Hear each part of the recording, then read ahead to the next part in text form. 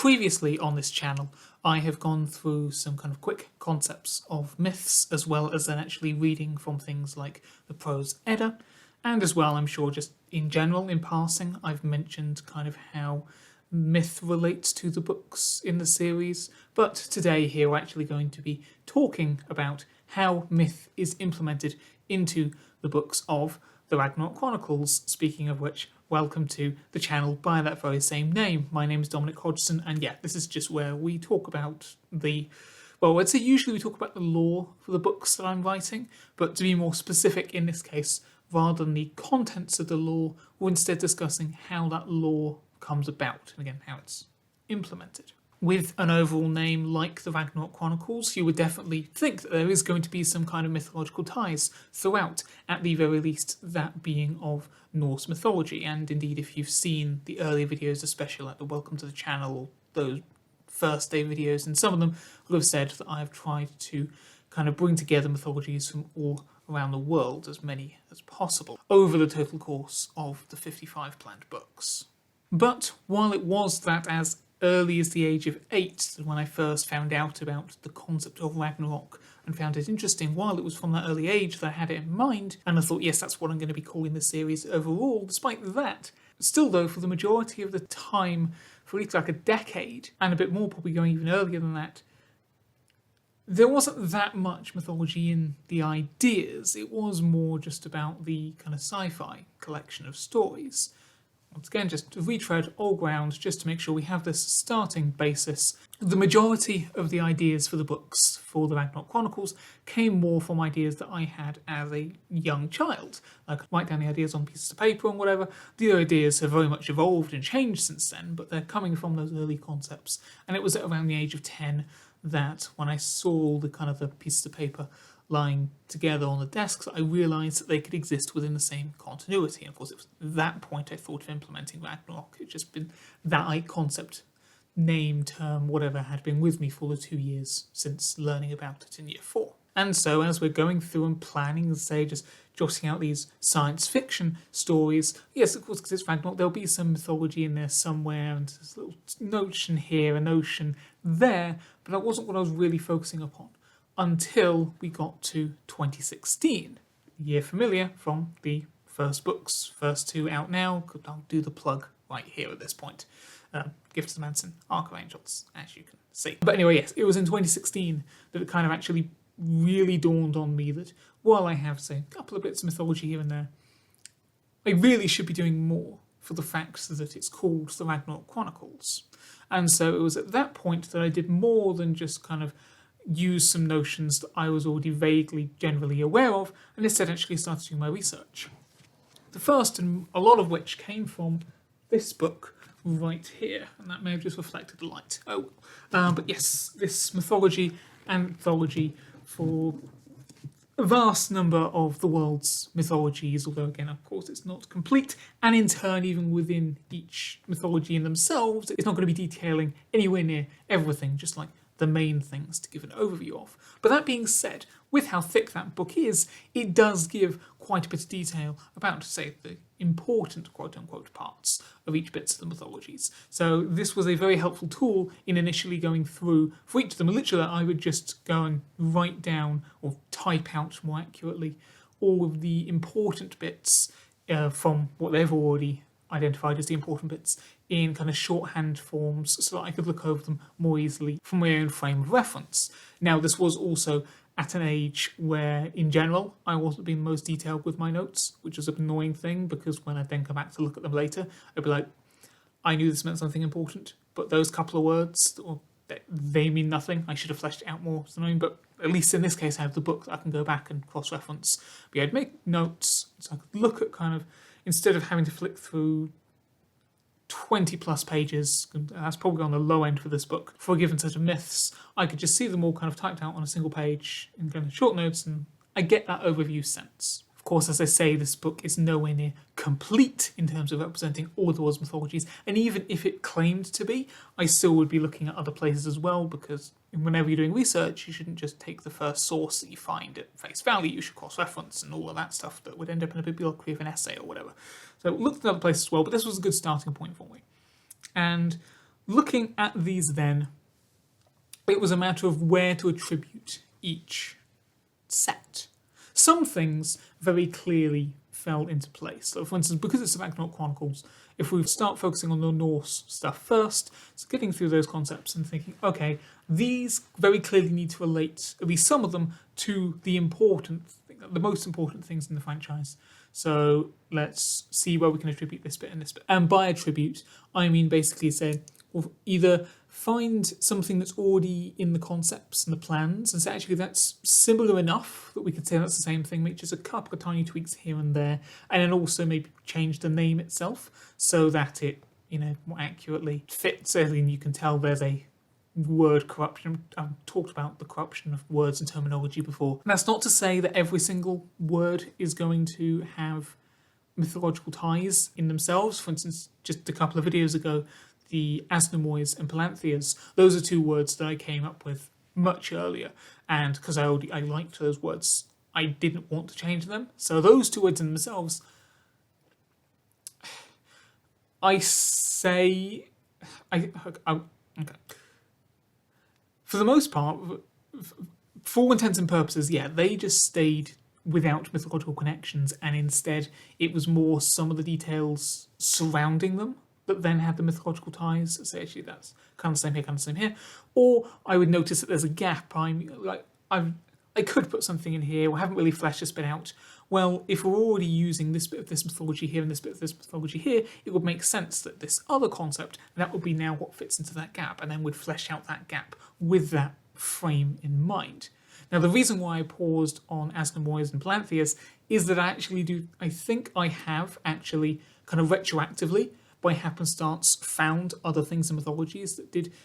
They're not the closest words sounding wise, but there was enough of a thing that kind of sounds like Asnemwois, that kind of sounds like Polanzias, that I have now since attributed that, but those weren't the original intentions. Then, as I was doing that, and especially as I was then kind of moving out beyond Norse into other places as well, on the one hand, I could have just done a complete kind of scatter thing of, oh, that's a connection there, that's a connection here, with no kind of coherence as to where those mythologies came from.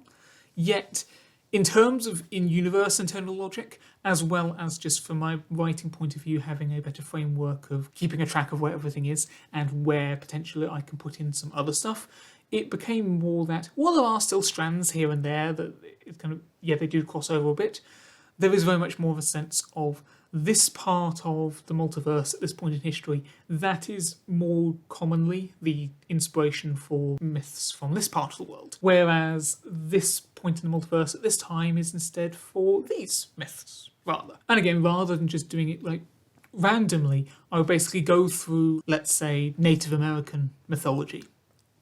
And I read through all of that, and then I go through each of these sub-series or kind of the sections in the Ragnarök Chronicles and basically go, is there anything that we could connect here? Is there anything we could connect here? In some cases, there would be kind of one section that was very clearly, yes, that is the one that has the most parallels, those are the ties I'll now make. In a couple of other cases, there were a few different ways it could have gone, so it was more, again, then kind of make note of that and go through the rest and see what's left, process of elimination, or again just say, well, of those, which ones does it fit best? And again, this is kind of in-universe, the explanation for how these myths did end up being kind of reinterpretations of the wider multiverse. Again, I won't say what the actual in-universe mechanism was by which they found out, but again, it makes sense that if this group of people were finding out about this part of the multiverse, it's kind of, that will be the bit that they will be looking at, and that's what all of their myths would be sourcing from, rather than then, like, one moment they were seeing this part of the multiverse, then another moment they were seeing this other part over here. And as I say, just the more this was done, the more I researched, the more material I had to work with, the more fleshed out the mythological aspects or parallels of the stories ended up becoming. And indeed, it just, in general, as a writer, not just with these books, but whatever, I seem to just to get really lucky, wherein I'll just find things in mythology that so nicely line up with certain things in my own concepts, and these are myths I've never heard of before. But that if we say that this character is this parallel for this mythological figure, then let's say, well, who are they related to here?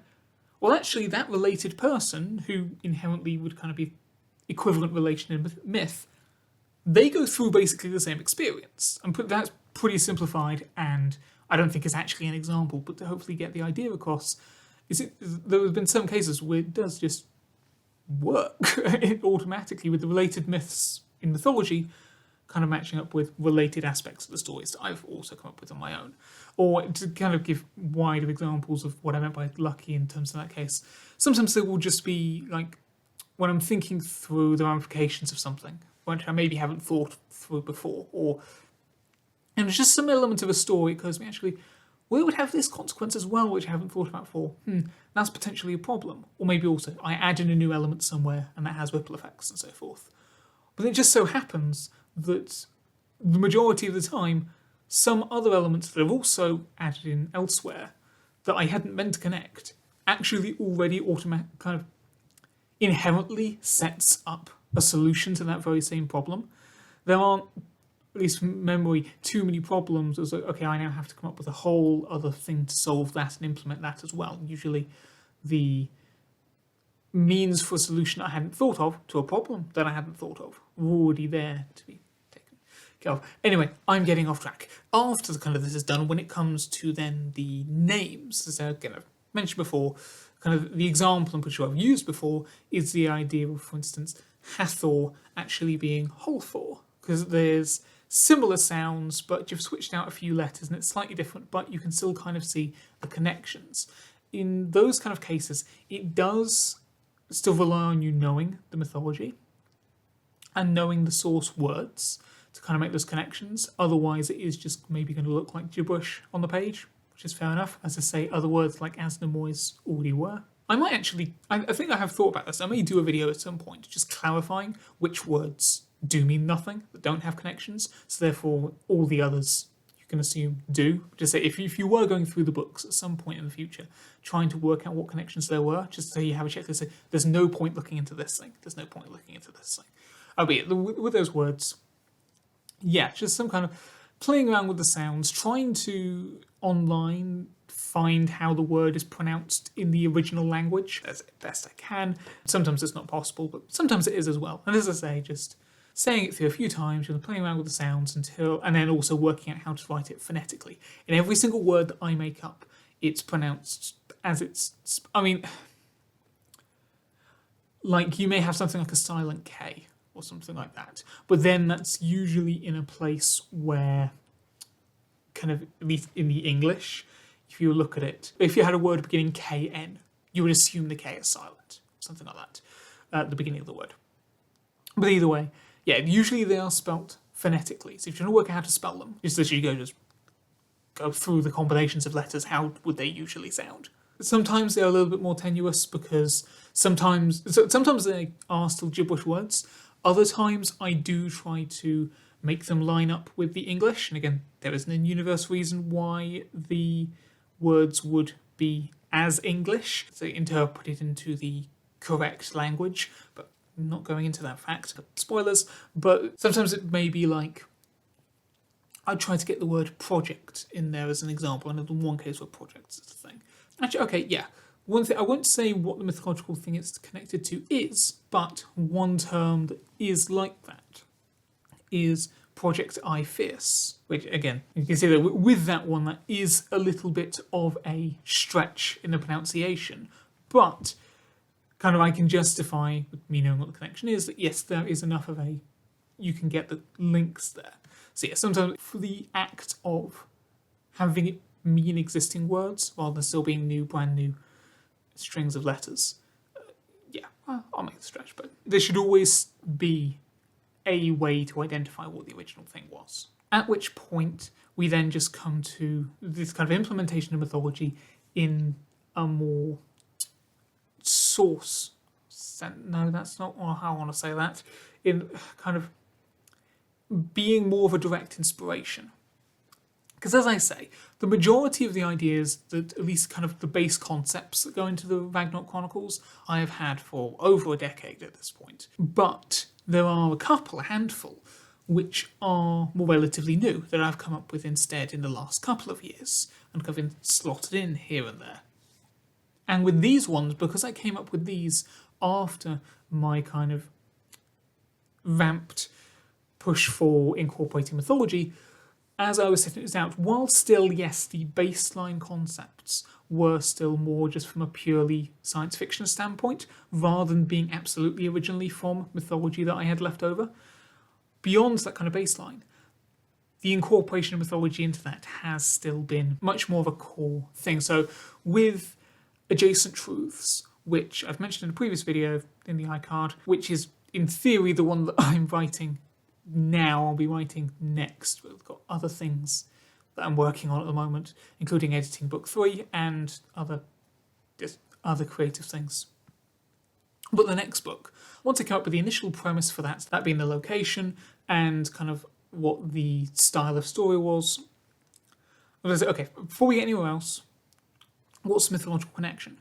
And the mythology that I hadn't, a mythology that I hadn't used yet was Celtic. So kind of from that point, it's okay, let's now go back down and read specifically through the Celtic stuff again. And from there, come up with what can we do to build up different things. And so the map, or kind of the situation of the world in that book, so the planet Balta, kind of so how the societies are separated and split up, what's some history regarding their society, how has that led forwards, what is the relationship between this faction and this faction, what are they working on over here, what's aspirations for the future and so forth. All of those specifically came from myths first. It's like, okay, I know that I'm using this mythology, how does that fit into this jigsaw? How does this fit into that jigsaw? And so from there, that's how that built up. And then once I had this better image of the world, that's then at the stage was, okay, now what is the official story that takes place within it? So I'd say for those ones, those ideas that I came up with latest, those are going to be the ones that are, to the truest extent, mythologically inspired books, even though, as I say, a lot of characters and things in other books have now been combined with mythological concepts. None of those new ones are primarily Norse, because Norse had already used up, not entirely, I can't use everything in Norse yet, but the main things from Norse have all been used up in kind of the most important, not that any of the books are not important, but the most important, the massive things that have already been used up. Although there is still some Norse in there, actually. Yeah, I say that previous bit, but as well as Celtic, it's kind of like 2/3, 3/4 Celtic, 1/3, 1/4 Norse, actually. And there are clear divisions in that as well. It's still not, again, completely just meshed up randomly. There are divisions there. Either way, throughout that, hopefully that just is clear as a distinction as to how my approach to implementing those kind of ideas has become different now as opposed to how it was previously. Kind of like last week's video, this has been a little bit of a ramble, but that's okay. Again, this was just kind of meant to give you a bit more of an appreciation for how I go about doing things on my end. As I made very clear in how I went about setting up my sentences and so forth here, it made it clear I've talked about some of these elements before, but now this is just in a little bit more detail and all in one place. Next week's video will be back to discuss... Actually, yeah, it's not a single story, but it's kind of concepts within the lore itself. Let's say we're back to talking about the lore itself. And that is another video, kind of like the Asnemwois and Polanzias one was like, I've talked about this concept previously, and I even specifically called out at the time that I'll be making a video on this eventually. Finally getting around to it, talking about kind of the different dimensions and so forth. Not like the alpha realm, beta realm, whatever, the different main planes of existence of the multiverse, but, well, you'll see in next week's video as we discuss how, for instance, places can be dimensionally heavy, as one phrase we'll be dealing with there. Yeah, so that's ahead. That's next week. Hopefully you've enjoyed this one. In the meantime, what the release found it interesting. If you do have any kind of particular thoughts that have come because of it, then of course you can leave them in the comments or to any of the social medias that, as ever, are linked in the description below. You can always now, in the meantime, look at the previous videos on the channel as well. We've got a kind of a plan building up now. Either way, whatever you choose to do, until I see you again, just remember to keep on telling stories.